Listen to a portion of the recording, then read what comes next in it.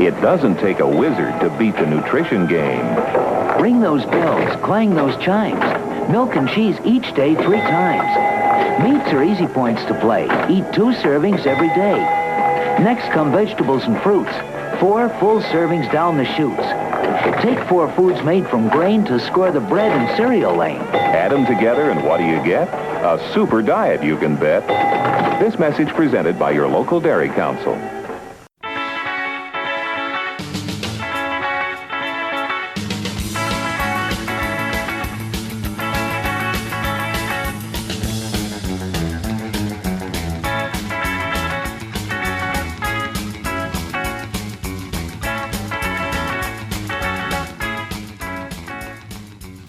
Joe, Jacques. what is the best part about dating 29-year-olds? What? There's 20 of them.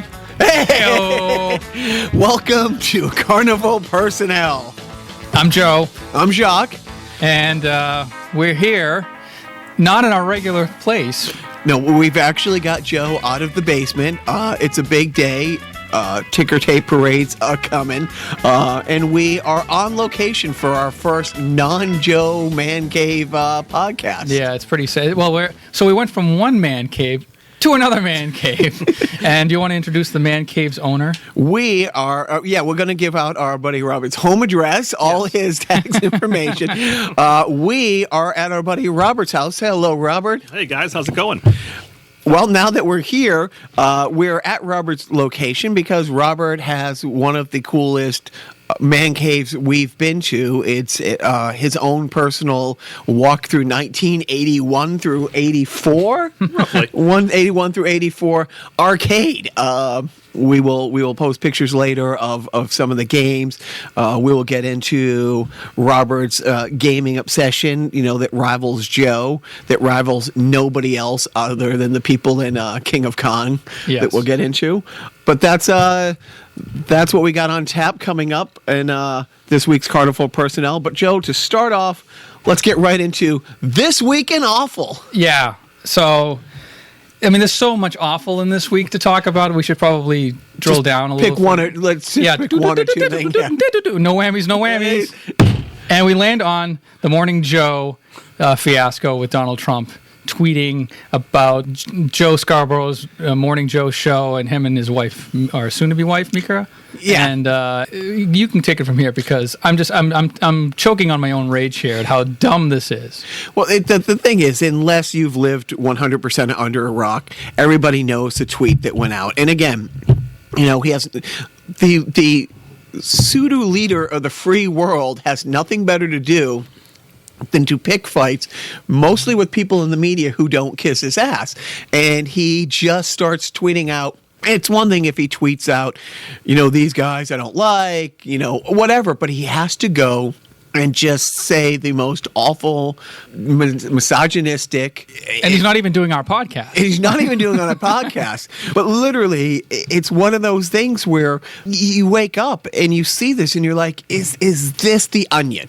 Because you just can't wrap your head around somebody tweeting the things that and about the insignificant things. He's upset because they're picking on him. And it's all TV things. Like if it's not on television, then it's almost not even acknowledged by him in the social media. Right. I mean, if he picked a fight with the people protesting, like, the EPA announcing this week that they're going to start looking into climate change again because they're not sure the science behind it. At the same time, they've fired 90% of the scientists at the EPA. But it's like, it's nothing to do with anything except morning chit-chat shows and picking fights with women, mostly in the media. It's funny because I haven't seen him tweet anything about Colbert.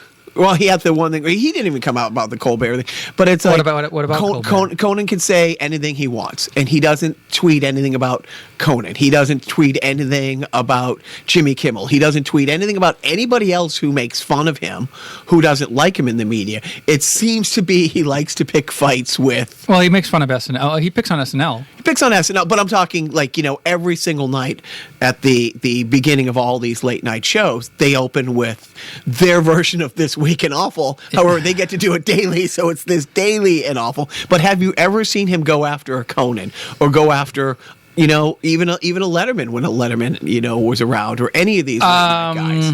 I think he went over when Colbert said that Trump was Putin's cock holster. That kind of ruffled his feathers. I think Donald Trump Jr. was offended, and I think didn't he mention that Barron was watching or is now reacting? Right. So why is your 10-year-old up? I don't know. I mean, it's not like that he doesn't know that these things are going on, but yeah, he does have a proclivity to pick on those that he tends to strike first, in my opinion. Well, not according to the White House. Part of this right. Week in Awful is, Sarah Huckabee comes out and says, well, he didn't start, I didn't start it. He didn't start it. That was... Yeah, you're right. If he's attacked, then he'll strike back 10 times harder. And it was funny. It's like in the debates, I remember, when Hillary said, oh, he's Putin's puppet. You're the puppet. No, wrong. He literally argues, we have children, my children are younger, Robert's children are really young. Your children put together a better argument than, no, you started it. I think they're well positioned to be the next president of the United States if they continue. Yeah, right. Very presidential of them. Right. And that's the thing. And you have people running to his defense, and then of course, Conway saying, well, it's not the awful things that he says; it's that the media keeps talking about it. It's it's the media's job to report. Trump has said his Twitter feed is the official statements and policies of the office of the president. And now he's starting to block individuals, non-verified. And these aren't celebrities that he's blocking from his official Twitter feed. He's just blocking people. Which we will not sidebar except to point out that that's illegal. Because if these are official statements, there's lawsuits going on now. If you're blocking people from the official statements from the White House, that is against their amendment rights to hear these official statements. I never liked that amendment. Censoring. No, exactly. But he did seem to like the Irish press this week. I don't know if you saw that sidebar. So on a call with the Irish Prime Minister, our president took time out to acknowledge a very fetching Irish reporter and called her to his desk and made the comment that I bet you don't give the Prime Minister a hard time in your country, do you? Because it was all about her credentials. Absolutely, 100%. But he certainly can appreciate the foreign press. He said something about you have a pretty smile. A pretty smile, yeah. Which, so does Anderson Cooper. All right. Did he say it was magically delicious as well? But does he not know that the guy in the Lucky Charms box is not the Prime Minister? Is he been brought up to speed? Right. Where's that little guy? Does he have his pot of gold? Right. But the part of this Week in Awful is, again, his awful tweets and the follow-up, the official follow-up from the White House PR staff is, well, they started it, and it's the media's fault for reporting the awful things he says. Yeah, and that awful fake news has pushed him so far, the president, that is, to rebel against the news, so much so that now he's using his own, photoshopping abilities, or he's commissioning his own fake Time magazine covers for his golf clubs to promote his image the way he perceives it, and probably the way he wants the rest of his club goers to see him. Which I think we should just start. We got This Week in Awful and a new segment. This fucking guy. This fucking guy. Yeah, I think we might be the 3 millionth podcast or some sort of media to use this fucking guy. Because 3 million is exactly the number of fake votes right. that let Hillary win the popular vote as well. Fake podcast. Fake pod. But that's the thing again, and I've already said it. If you wake up, then don't say it again. Okay. Good night. If you wake up and you read this. Is this The Onion? Is this a spoof? When you see that Time magazine has sent cease and desist letters because he hangs a fake cover of himself, and the thing that is so puzzling that Time came out and said is he's been on the cover 14 times. But they really got a really bad side from him. Do you know? I mean, and the hair. Yeah, exactly. The hair wasn't, it wasn't up to his liking. But but I like how the New Yorker responded. So the latest New Yorker cover it's a stencil drawing of Trump on a white background, black, kind of like a coloring book, like a black stencil, and it says the New Yorker at the top. But you can see a red crayon with a White House symbol on it. And over the words "The New Yorker" is scribbled out in red, with the word time written over it, and then pointing arrows to the Trump photo is, Trump is awesome.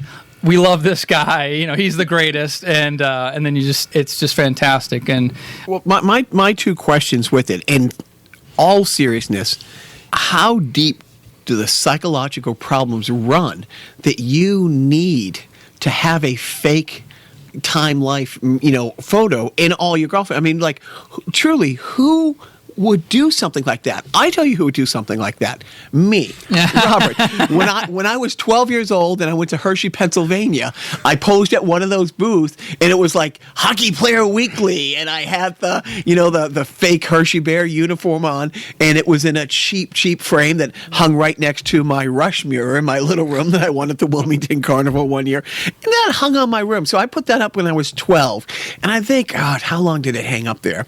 I think when I was 12 and a half, I realized, what the fuck is this? Who are you fooling? And it was funny, and it was a cute thing for a 12-year-old to do who loved playing hockey. He liked to pretend that he could be on Hockey Player Weekly magazine. Not a real magazine, fake news. But I literally, I don't think I hit the teens when I realized, yeah, there's something wrong with that. Wrong with that. Yeah, so I just pulled up now because I remember seeing this on Twitter. Twitter is great, not for the president, mind you, but for everything else, making fun of the president. So one comedian said, well, if he's going to make up fake covers, why not go all out? And somebody put together the ESPN cover with Trump on it playing tennis in the tighty whitey shorts. And it's an ESPN magazine cover, exclusive, the absolute best athletes of all time, the fan issue for ESPN magazine, and it's just how deep do the psychological problems run? Or on the other hand, let's look at it from the other side. The old saying, it's like Pat Riley said about Larry Bird in the 80s. It's like he's playing chess while everybody else is playing checkers, and it's been a tribute to other things before. I like to take it one step. Is he playing, three-dimensional chess from Star Trek while we're playing checkers? Is this a brilliant move? Because no one for a good 48 hours going into the holiday weekend was talking about the new healthcare bill CBO score that has gone from 23 million to estimating over the next 10 years, 33 million people will be thrown off of healthcare. Not the people who won't be able to get healthcare, but the CBO score came out saying that this new bill that is polling at about 17% favorability right now is going to throw 33 million people off healthcare. We're talking about a fake time life thing in his personal golf courses versus something like this. Is he that much of a brilliant tactician where he's... I don't think so. I don't think this was... I mean, this was something that had been hanging in his golf clubs for some time, I think. I think it was just sort of... Maybe he's playing the long game. Yeah. Is this the tail wagging the dog, as they say? But has anybody been talking about that, like 48 hours going into the weekend? I'm sure people have been talking about it, but it isn't... But smart people. It's not as hot visually. Right. It doesn't spread virally as much as this fake time cover does. So it's not as sexy. I mean, right. Or Mika and Joe. You're right, exactly. Right. If you talk about that, you're not talking about in all the things that are going on behind the scenes. Like Mitch McConnell tried to rush. There was a talk they were going to try to secretly rush the bill to the floor on Friday before everybody leaves for the holiday weekend because the media checks. I mean, look, everybody else is done by noon on a Friday of a holiday weekend. They're not getting shit done the next 4 or 5 hours. They're worrying about driving home. People in the media are no different. So literally, who's going to be getting into the weeds on that kind of stuff on a late Friday afternoon? But the vote luckily didn't happen. But seriously, it's like part of me thinks maybe he's not smart enough to do it, but definitely the Paul Ryans are smart enough to use the smokescreen. Mitch McConnell, love him or hate him, is smart enough to say, oh, everybody's looking at Morning Joe stuff over here. Let's see what we can get, squeezed through while nobody's looking over there. But honestly, what if there was no Morning Joe type stories and there was focus on the healthcare bill? Like, honestly, let's kind of be honest. What can the public do? The public can do what it has done, and truly the resistance of showing up at town hall meetings, calling senators, that has actually happened. The great thing about when something bad happens is how it galvanizes people, how people were galvanized around 9/11, how people, come together in these bad moments. The fact that people have come together since the election and it hasn't wavered. People are showing up. What I love, one of the things that is great is more and more of GOP senators and Congress people are not having town halls. They just stopped having town halls because the viral videos of people being forced to answer these questions. There was a couple great things where people did the A-B things, in the news where a woman in a wheelchair who needs like Obamacare, who was saved by Obamacare, is meeting with their GOP representative saying, please don't take this away. I lose this wheelchair if I lose this. No, I'm not going to let that happen. And then they vote for it. And here are the people, facing off again. So more and more GOP people have been doing telecalls where they take pre-calls coming in, but they're not meeting with town halls. But a bunch of Democrats have openly said, and it's been great, they're going to other districts. They might represent District 5 in Ohio, and the Republican in District 6 won't have a town hall. So they'll have a town hall in that person's district saying, I will answer your questions about it. I'm not going to talk bad about him. I'm not going to steal the votes because you're in the wrong district, but you have a right to ask questions about somebody who has access to the bill that you can't see. So what can people do? It sounds cliche, but it's true. Picking up a phone and just calling, and you call the Senate office, you call Congress, they say, I live here, they will send you. You don't even have to know who your representative is. They will give you the email address. Absolutely every senator, every congressperson on the state and federal level, you can email them. And one phone call equals 10 emails. One handwritten letter, they say, is the equivalent of 100 phone calls. Yes, I agree with all of this. So you do it. All this, this call to arms of calling your senator and calling a congressman is still going on online and through social media. I think there is a place for both. I mean, I do think it's stupid that we are focusing more on the more trivial stuff, only because it is taking airtime away from the larger issues, but I don't think the larger issue. There are so many large fucking issues that are getting equal attention. I mean, honestly, I think it's just like we I think are probably so fatigued at the awfulness of this administration and all of the atrocities that they're working on that we kind of need a respite from that. A little bit. Like the Morning Joe thing is sort of like the Lucky Charms bowl of cereal that you like cheat on every once in a while. It's like, you know what, fuck it. I know that this is awful thing, this awful healthcare bill is going through, but I just want to focus on this stupid Morning Joe feud just for like today or tomorrow, and then we'll get back to the healthcare bill as being cobbled together by 20 Republican guys behind closed doors. Well, it's one of the things, and again, to answer a rhetorical question of what you can do, I'm learning very, very slowly, which, let's be honest, the fact I'm learning anything at all. That's kind of the pace you learn at. I'm not going to convince, just hypothetically speaking, my 7-year-old Fox-watching parents that everything they're hearing is wrong. But I've gotten a little better about planting seeds that help by making it more personal. I'm not going to convince them that the healthcare bill they're getting through is awful, but I will just bring up one thing. It's like, oh, I'm concerned that your grandson, who was born with a club foot, will not be able to get insurance because of a pre-existing condition. I don't know what I'm going to do about that going forward. And I don't point the finger and say the people you voted for are going to keep your grandson from doing this. But I'm trying to get better about, you're not going to convince anybody on one thing. And you're not going to convince anybody by saying, here's the 10 awful things about the guy that you have voted for that don't affect your daily life. But when I find one thing that we're shamed, we have gay people in our family. But when I've said, like recently, I'm concerned because the new Supreme Court appointee has said he's not sure that the case is closed on marriage equality. And we know lots, there are family members that we have who are gay people married. And when you point out, it's like, yeah, but where does this put them? Does it mean they're grandfathered in? I wonder what would happen with them and make them think about something else that isn't that. Kind of grease the wheels a little bit. But literally just plant seeds here and there. But, so we've had This Week in Awful. We've had this fucking guy.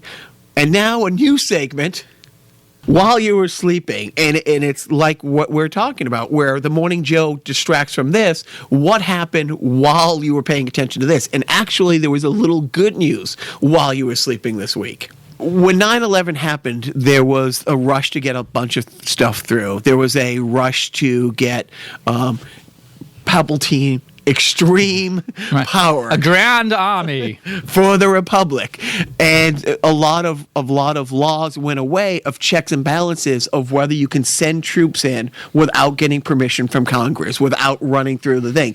The president was given more unilateral ability to just send troops whenever he felt fit, and that was supposed to be a temporary thing. Like, instead of going through this whole thing to start the Afghanistan thing, let's let him do what he needs to do to go get these bad guys. Let's smoke them out. Yeah. Well, that was in 2001. I think that went into effect September 15th, September 16th, 2001. It's been the law of the land for 16 years. Finally, I believe her name was Barbara Lee from California, brought it to the floor the other day, which she has brought to the floor so many times. And she was just wow. Like, her Twitter afterwards, like, wow.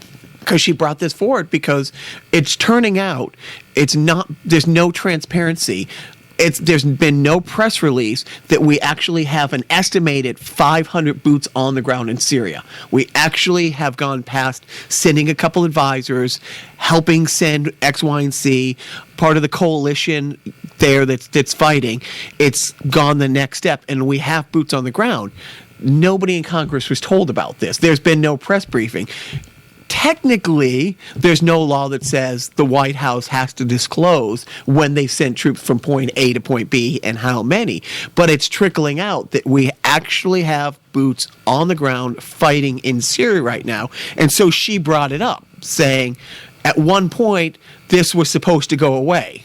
It's time to make this go away. The checks and balances of sending troops has to be put back in the hands of the people, your elected representatives. Right. And they got an overwhelming, like, it had to be put to a vote to be officially put to the floor after the 4th of July recess.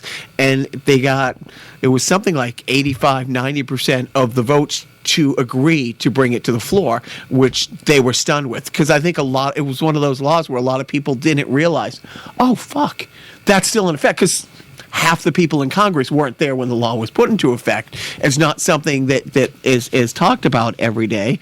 But the official name, Authorization for Use of Military Force, AUMF.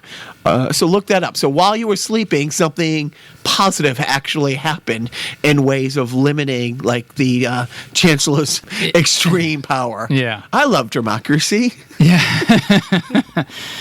Is there anything else that we need to touch upon? That Robert, do you see the NRA yet this week? I saw parts of it. I didn't see the full story. Did you not see the whole thing because you were scared shitless and you hid under your desk? Okay. I was trying to sleep. Hey, right. Good luck. Yeah.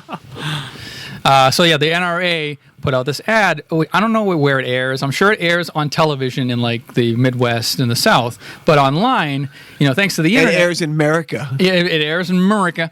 The ad is basically a call to arms against the whiny liberals. They do not say get a gun and go shoot the first person with a microphone at a news truck. Right. They do not say shoot the first non-white person you see. But they make it really clear through the voiceover and the images that this protesting has got out of hand, that the protesters are forcing the poor police to do their job, as a response to, I don't know how many unarmed civilians have been shot just in the past, year alone, or people rounding up at protests. But it shows all these clips of protesters and the police. And it says they're forcing the police to do their job. And it's not enough. The police can't do it alone. They need you to fight back. So when the NRA, the National Rifle Association, tells you need to help the police fight back, and most of the protesters, what's that term?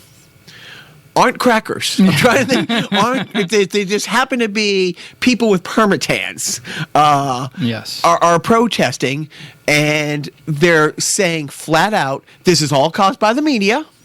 The media is how does she say They're using their influence. They're using their Hollywood connections. The former president is leading the resistance, is exactly the words that she says. The former president is leading the resistance, whipping people up into a frenzy that the media is perpetuating, that you're being X, Y, and Z. But they do not say, get a gun, shoot the media, and then shoot anybody not white. But they make it really clear they would like you to get a gun, shoot the media. And again, it's like I'm watching this and I'm like, God, this is something out of one of those dystopian futures when you see this.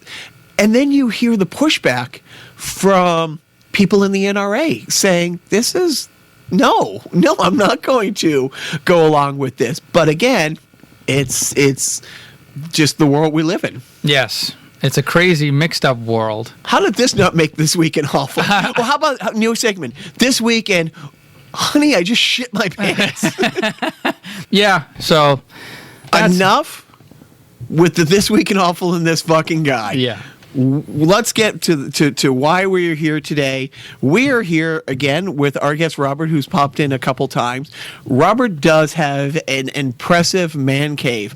It's maybe like your basement. I see some gym equipment that hasn't ever been used. It's in like new condition. And it's like it's 10 years old, and it's like I can make you a very good deal on that, Jacques, if you're interested. Does it look like I'm interested in gym equipment?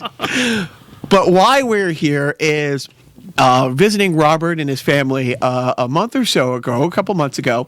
I was unaware of his love of gaming, much like our friend Joe's, but blown away by his love of gaming manifesting in a good dozen actual old school refurbished arcade games that, Joe, this is your thing.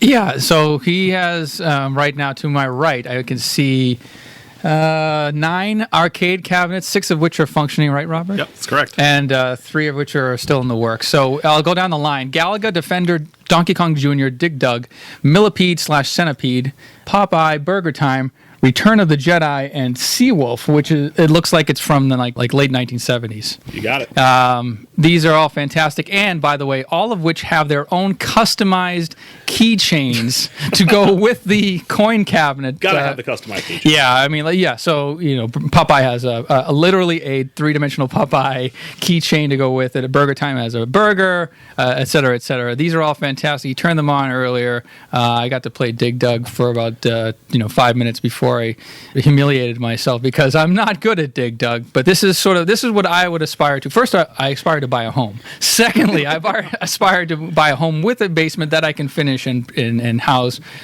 these types of machinery with it. Until then, I'll have to settle for my emulators and the evil emulators.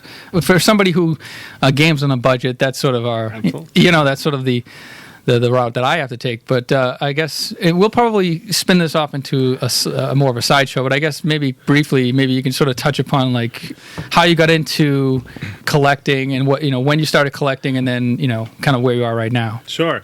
Thanks, Joe. Pleasure to be here. You guys are always welcome here. Well, this is your house. The game. Yeah, exactly. This is my house, and I'm actually happy to be here as well. Right. At least until my wife kicks me out. I'm buying too many arcade games. Yeah, right. No, my love of arcade games go back to when I was a kid. I grew up in the 80s. I spent a lot of free time back in the local arcades. They were dark. They were fun. They were cool. They had the latest technology. I mean, even the place that we all hate to take our kids today, Chuck E. Cheese, used to be a true arcade, right, back in the day. It wasn't about the tickets. It wasn't about the special prizes that you get at the end. It was about the latest arcade games. And so I spent a lot of time there as a kid growing up.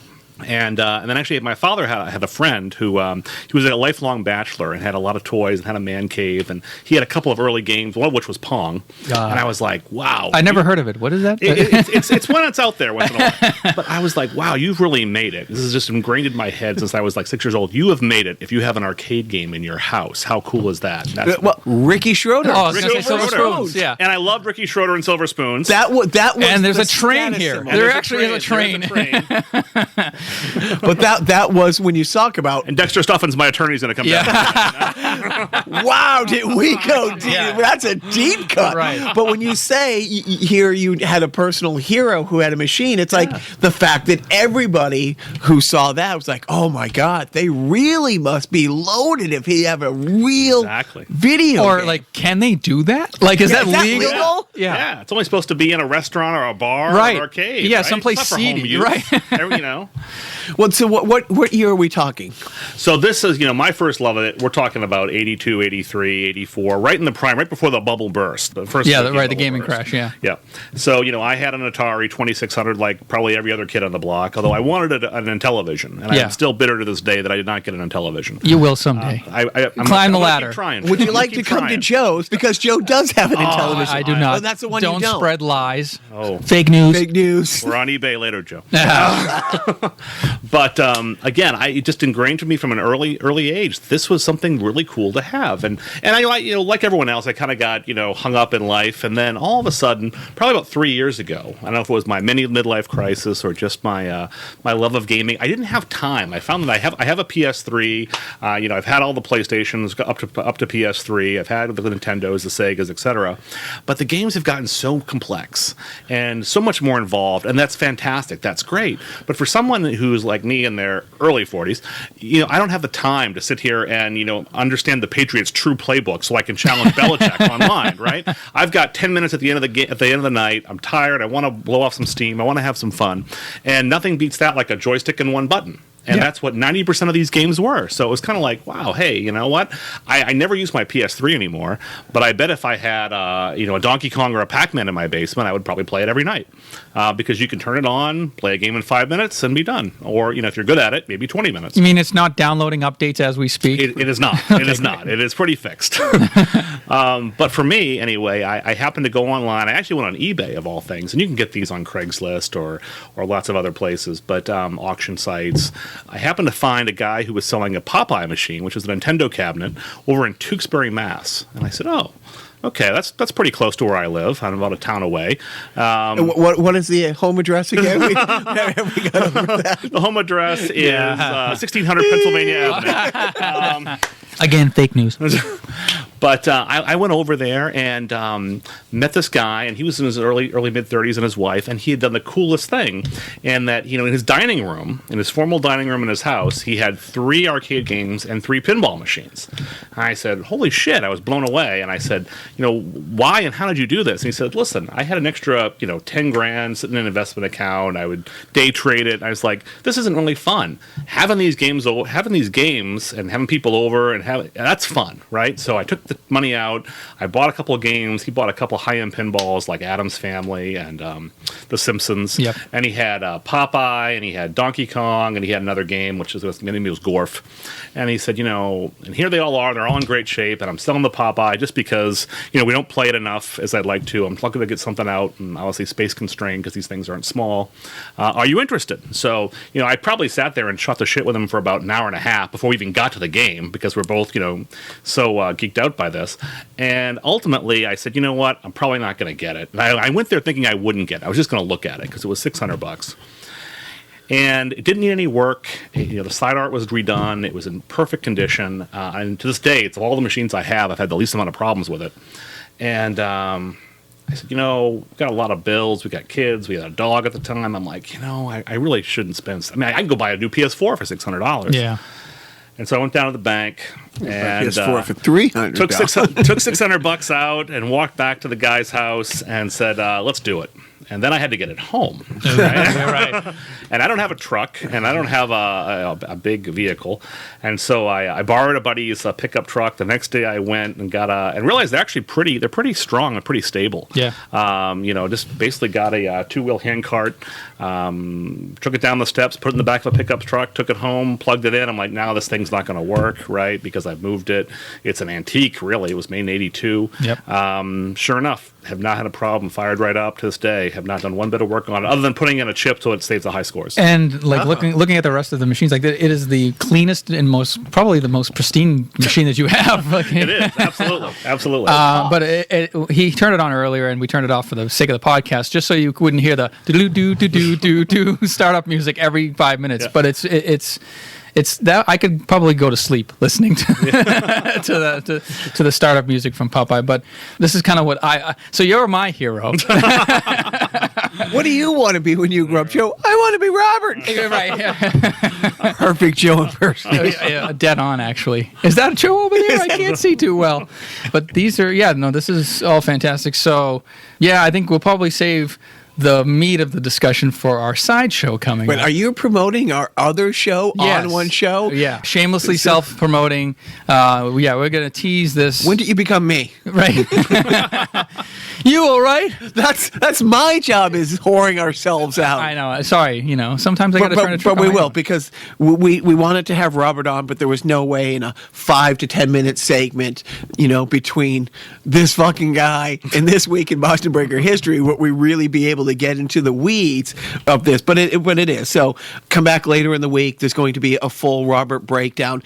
We're not giving Robert the chance to walk away. We're going to keep him here for the whole time. Yeah, and I'm actually rented a U-Haul that he doesn't know about. What? Where I'm. You distract him with something shiny. Actually, no. My drink tastes funny. I don't understand. Just take another sip, will Hey. Oh man! So what I'm going to do now is I'm going to bring people back for a message from our defunct sponsor of the week, and it being summertime. It's hot out there, boys and girls, so why not take your family to the funnest spot in the New England area? And you know what I'm talking about, of course.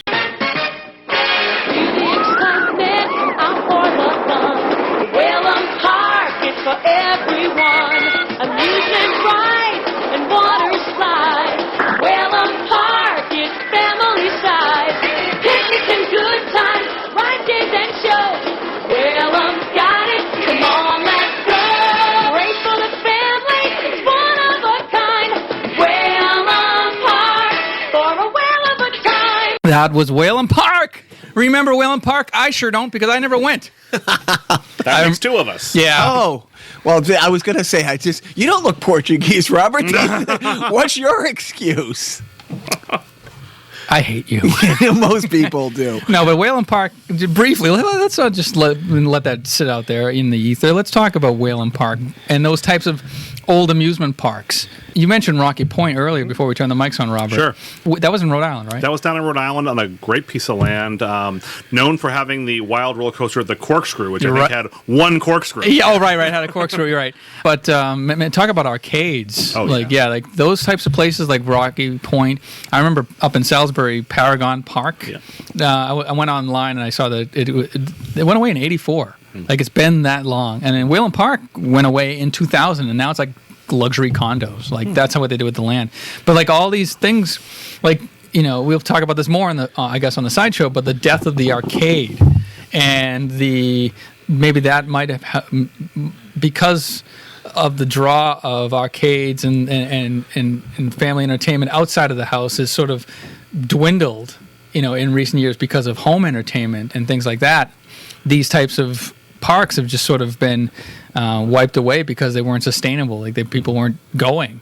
It's sad. It's sad that, like, we in the New England area we have two parks. We have Canopy Lake Park up in Salem, New Hampshire, and we have what used to be called Riverside Park, which is now Six Flags New England in Agawam, Massachusetts. So those are our two destinations for fun and excitement, unless you're going to the Wilmington Carnival, the 4th of July weekend in Wilmington, Massachusetts. For all our international faithful listener. Yeah, right. Yeah, Richard. Plural.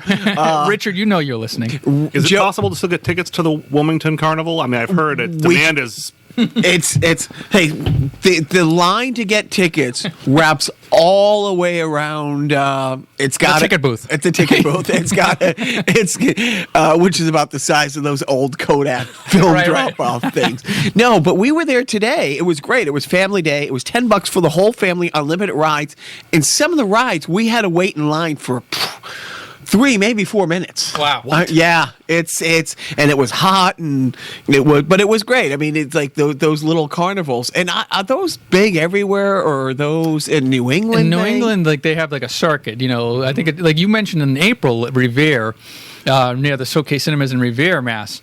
Yeah, you were saying in April when it was like 40 degrees out one day or one evening, they're setting up for their touring festival. And yeah, like every town has their own weekend kind of set aside for these types of carnivals. Joe and I will post a couple pictures on Facebook, on Friendster, on MySpace, Napster, whatever. We're gonna, because of our day together at the park. Yeah, it was a fun day. We know the irony is not lost on us that carnival personnel went to a carnival.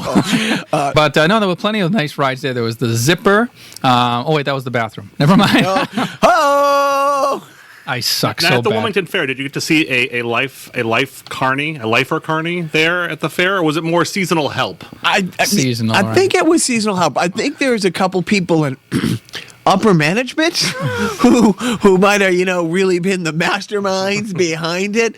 But yeah, I think it was mostly. I think the carny that we think of growing up in the 80s and 90s and stuff. I think that's kind of gone away a little bit. Like the help is more like teenagers, local folk that may be, that may have a college future ahead of them. So like they're younger. They're just probably as inexperienced as the 35-year-old, 45-year-old lifer carny. But so here's how Joe rained on the parade of my 9-year-old today. My 9-year-old isn't what you would call a big athlete, but there was the basketball, and he wanted to win a poop emoji stuffed pillow, and it was only $5 for 3 shots. But then Mr. I Can Do Math Joe points out how many baskets do you need to win it? I think you needed like $30 worth. Yeah, it was like you needed 18. So if you got all 3 baskets per $5, you needed to spend $30 to win a poop emoji. So worth it. Totally right. Totally worth it. Right. Well, I mean, like you were mentioning, like a radio show recently or years ago talked about the guy who spent $600 to win a $300 Xbox. Right. He spent $300, and then he went home and he came back with his life savings for the thrill of winning it at the carnival. And now, granted, there's no way my 9-year-old wants to wait for me to go home, go on to the interweb, buy a poop emoji, get next day shipping, have it here on Monday for $12, $10. That's just selling out to the man. It really is. Say it with me. It's a profit deal. Right. Takes the pressure off. But it was a good day at the Wilmington Carnival. I recommend going and seeing it. By the time this podcast posts, it will have shut down. Right. Moved on to the next town. Actually, well, it's there through July 4th. So we're posting this on July 3rd. So if you're in the Wilmington area, which I know you are, nothing better to do. Yeah, right. Robert. How late does it run tonight? You're right. Can I make it in I think time? they're open till like 9 or 11 or something. Ooh. No, in Wilmington, the sidewalks roll up at 8. You also mentioned that, like in Wilmington, like at this location, they had the white one schoolroom kind of building that was called the 4th of July headquarters. Like this is their Groundhog Day. It is. Wilmington, I guess, lives and breathes for the 4th of July. You don't understand, Joe. People come from as far away as Tewksbury. What? Yeah. Yeah, people come from all around for this cup of pizza. From Reading, they put the other cup of pizza guy out of business. No, people come from Reading. You see what he did there, folks.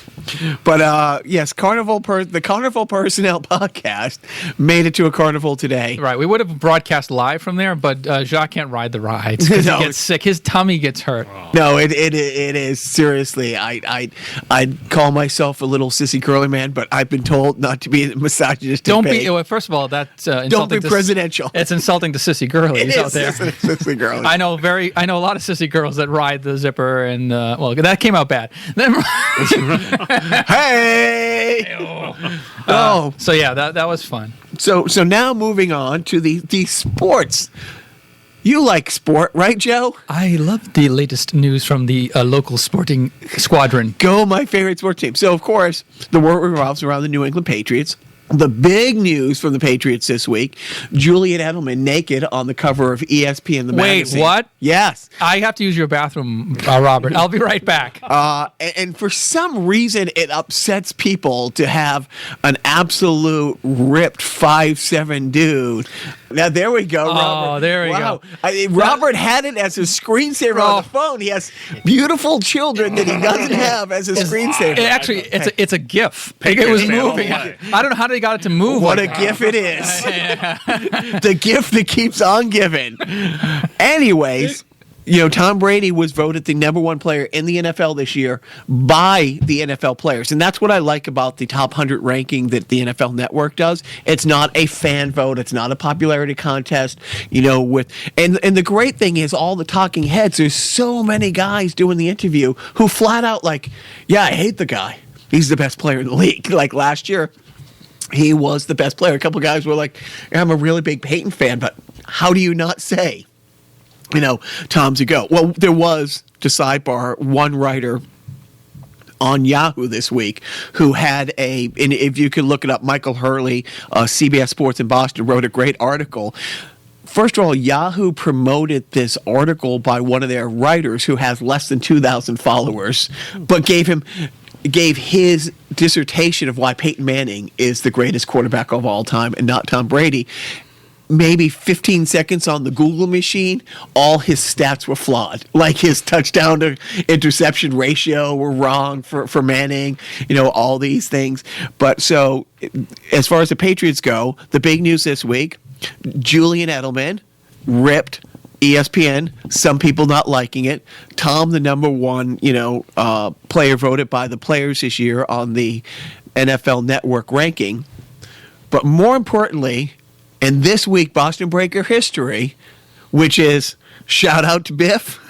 Big fan of this segment. Robert, well, first of all, what's your favorite Boston Breaker memory? Well, my favorite Boston Breaker memory, and I'm going to go back to the original Boston Breakers, which is the USFL. Oh, I didn't preface it. That's all we're talking about. Right, no. Okay. I just assumed. No, welcome to 1982. Yes. 83. Oh, God damn it. Oh, how's the life in the shade? Is it cold in the shade I just threw your way, Joe? Two words, Marcus Dupree. That's all I have to say. So good. So you actually, I keep forgetting there's a lacrosse. Yes. There is a current Boston Breaker. Boston Breaker lacrosse. No, this week in Boston Breaker history, bittersweet. You only can say it is bittersweet. They won their last game as a franchise in Boston. They moved on to New Orleans the following season and then on to Portland the year after that. This was the last Boston Breaker game. Big home win at Nickerson Field over the Washington Generals. Now, Not the Washington Generals. Because they still haven't won. They still haven't won. How sad is that? The Washington Generals got tired of being beat by the Harlem Globetrotters, so they tried their hand at football. They lost a pretty lopsided 34-10 to the Breakers, but it also marked their last game. So yes, big win, ending the season 11-7, 18-game regular season. Wasn't good enough for the playoffs, however. Yeah, shocking. So it was a great home victory. The packed crowd of maybe 4,000 to 5,000 people at Nickerson Field stormed the field. I just assume they tried to pull down the goalpost. Probably didn't have enough people to do so, even with the players' help. But yeah, so this week in Breaker history ended the Breakers franchise in Boston. Don't worry, podcast listeners. If we survive a year and we're back, I'll have more tidbits of information. We are looking forward to the fall, Robert, and maybe, I don't know where you stand on the beloved New England Whalers. Oh, the Hartford Whalers? No. See? They became the Hartford Whalers. They started off as the New England Whalers, the WHA team, before they became the Hartford Whalers. Right. So, yes, they became, I believe Gordie Howe played on the Hartford Whalers, not the New England Whalers. That sounds like a sideshow. We could do several sideshows. Right. That could be an entire podcast. Do we have Biff? Do we have some Netflix podcast picks? Because that's next on the list. Yes, there's a list. Yeah, we didn't give you the heads up on. Well, virtually anything, Robert. Are you a No. Netflix guy? I'm a House of Cards guy. The House of Cards guy. Yeah. Are you up to date? I'm about a season behind, but I'm getting close. I stopped like in early season 3, so I'm way behind. Okay. Yeah. So I guess, is he still president? He's still president where I am. Okay. All right. In your world. In my in our world. In my world, Kevin Spacey is still. I wish he was president. You're That's right. a whole other story. I know, really. You know, I watched the first season. I really was torn. Whether I watch a zombie thing or Battlestar Galactica, if you're being shot at by robots or zombies chasing you, I can deal with that. It's the realistic. The worst people are the humans, and when I saw season 2, when season 1, when Kevin Spacey killed The Frank? reporter. Oh. No, Frank. In the car. Oh, the Russo, congressperson, Russo. Russo, In the car, yeah. who Spoilers. yeah, Damn carbon from monoxide. 4 years ago. But that's it. I'm watching this. I'm thinking, well, that guy was a good guy trying to turn his life around, and Kevin Spacey just killed him. I'm like, I don't know if I can take this. But I stuck out season 1, and then in the first 10 minutes of season 2, when he kills the reporter, I'm like, I can't. This is an awful guy, and you just knew where it was headed. This guy is going to be rewarded for his horrible actions by becoming president. And then, no, we're not talking about Trump. Nope. But we might as well be. But is that a recommendation? Yeah, I'd give it 2 thumbs up. 2 thumbs up. I have a recommendation. I don't think I talked about it on the podcast. F is for Family. The animated series, which is now season 2 on Netflix, just came out about a couple of weeks ago. It stars Bill Burr. Do you know about F is for Family? I do not. It's a very well done show. Bill Burr, the comedian from Boston, plays the father on the show. His name's Frank Murphy, and it takes place in 1973 to 1974, and it's basically him raising a family that's kind of semi-autobiographical to Bill Burr's young life, because there's a young redheaded kid in the family named Billy that likes to play hockey and is kind of getting into drums and all that, which is somewhat parallels the life of the real Bill Burr. Autobiographical? Yeah, a little autobiographical. But it's a funny show. It's R-rated. It's over the top. It's not Family Guy-ish, where there's a lot of like cutscenes and references. Yeah. But it's very, very well done. And it's been picked up for season 3, so it's worth getting into. It's not like one of these, shows that it's going to go away anytime soon. It's going to stick around, and it's only going to get better. His catchphrase is, "I'm going to put you through that fucking wall." My Netflix pick of the week is Glow. You fucking son of a bitch. Joe's Netflix pick of the week last week was Glow. And I was a big fan of Glow growing up. We did not have cable, but it came through. It was on, was it Channel 56? It was, because it was a syndicated show at the start of Syndicate. That was the closest to Cinemax I was going to get when I was 12, 13 years old. So last week when Joe recommended, I powered through half season 1, and truly, it was a great recommendation. Thank you. So that's a follow-up to last week's episode, which I'm sure the 20 people who listened to that are glad that they get to listen to your recommendation of my recommendation. Yeah. This is like Inception for podcasts. No, hey, a broken clock's right twice a day. A blind squirrel finds a nut now and then. You came up with a great recommendation. Pick something else. I can't. I only had the only things I've seen. No, you already talked about Riverdale. I talked about Riverdale. Well, why don't you talk about it again, since I already Okay. Well, Well, if I was going to make a suggestion, the complete series of The Batman is on Netflix now. All 5 seasons. Is it new? Because I know that in July they kick over like a new thing, so that's still going to be there. As of 1 a.m., 2 a.m. last night. Right. It was all 5 seasons were on there, and it's great. I really, that's a fun series. It's not nearly as dark as some of the Batman. The animated series was, the one that kicked off. Is it between 92. kind of like, is it the Batman sort of like the porch that's just right between the animated series and Brave and the Bold? Right. That's great. It's right. Brave and the Bold is truly for 6, 7, 8-year-olds. And man children. Right. And Robert. Yeah, Robert's raising his hand. The animated series was really dark and everybody's favorite. Everybody with a brain, and then, but yeah, this is a happy medium in between the two. So Batman the animated and Glow. Well, okay, it if only Batman could like appear on Glow in the next season. A note to producers. John, who would you have Batman wrestle on Glow? Ooh. Wait. Well, I mean, Glow, the original Glow, or Glow from the series, right? Because the characters are different. So, I mean, I think Batman versus Palestina, yeah, from the real Glow. That is the way to go. Again, Robert, thank you for letting us in your house, knowing who and what we are. That's the big ups there. B, we're never leaving. Anytime. We haven't. Yeah, Robert said anytime, and I don't think he realizes the can of worms. We have your address. Which we'll be posting on Friendster. We will, with Robert's permission, be posting pictures of the game and the keychains that go with each and every one. Stay tuned for our follow-up sideshow with Robert, and we're just focusing on gaming arcades. This is my baby. Robert and I are just going to geek out on stuff. He's going to know way more about arcades than I am because he's much more well versed in that. So Thursday there will be a sideshow. Yes. Now, how can people get in touch with us, Joe? I have no fucking idea. And he's the smart one. We are fucked.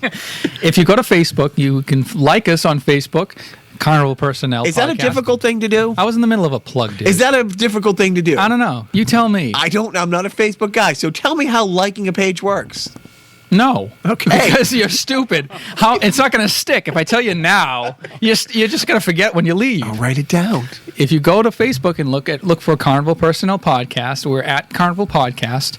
We wanted to steer away from at Carnival Personnel because it's hard to spell personnel. That's with 2 N's. Right. Or 2 L's.